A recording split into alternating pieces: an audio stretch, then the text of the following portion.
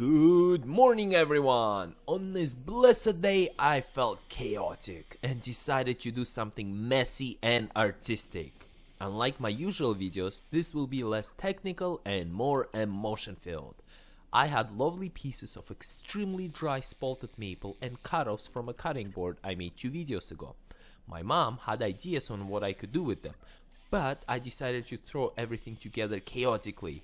I cut it up for some chunks to fit correctly, but my general intent was chaos. I wasn't trying to use up my wood. I craved chaos because of my mom.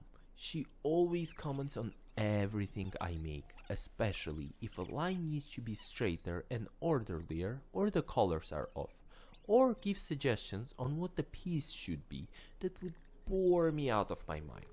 So a 34-year-old grown-ass man with family and kids, decided to become a teenager for a while and rebel against my mom. So I proudly called this board a frustrated chaotic rebel. I even used colors she disapproved of on a board, specifically red and orange with a hint of silver gray inside, and that's what you saw me mix with epoxy. Unfortunately, you didn't hear my maniacal laughter while I was mixing everything.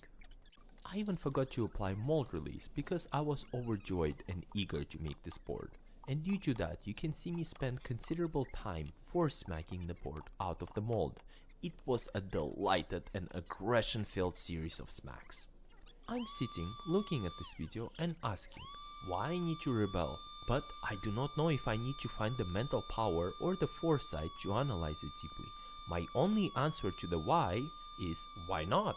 I craved chaos and disapproval, and I set out to get it. There doesn't need to be a profound reason for it. Sometimes, doing things with feelings inside you feels nice without questioning why. Just get it out and enjoy the creation process. As long as you do not make anyone sad or hurt anyone, it is good to go and do whatever you have bottled up. These thoughts are also what I was pondering while planing this board. I thought about it so much that I accidentally made it thinner than intended, but I embraced the chaos. Once completed, I cut the ends in a perfect rectangle. It is a chaos board, but it still has to be functional. Next, I saw some black dots that were slightly recessed in the maple, so I decided to douse them in wood superglue, and then spray it with the hardener right away. I did not need to do this, and this step was pointless. I just did it because I felt like it. I wanted to see if I could turn those spots into something else and run them. My camera cut off here, but I did the same treatment on the other side and went crazy. In this step, I spent considerable time sanding most of the spots to ensure that only a small reminder of what I did remained. Could I have left it sticking out like a sore thumb? Absolutely. But I wanted that part of the piece to be a secret reminder of the extra layer of chaos. And that was the most extended sanding session from any board I did. My parents live across the street from me, and my life is similar to Everybody Loves Raymond episodes, so I have no problems with my mom whatsoever. But sometimes it is fun to let certain emotions float out creatively. Was I frustrated by my mom's constant comments about some of my boards being imperfect or even having perfect patterns? Absolutely. Did it affect me in any way or cause me any harm? Nope. But creating this chaos board fulfilled my frustration of constantly being told about orderliness. So I just took my frustration and created something I consider very beautiful. And when I apply oil and beeswax, you see just how well colors and chaos pop out.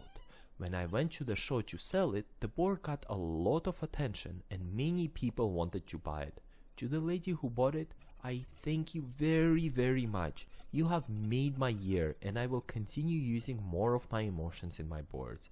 You are a huge motivation, and I'm forever grateful and in your debt. If you enjoyed what you saw and heard, please consider subscribing and leaving a like. If you have any comments or questions, they are also very welcome. Thank you so much for watching, and I will see you next time. Bye-bye!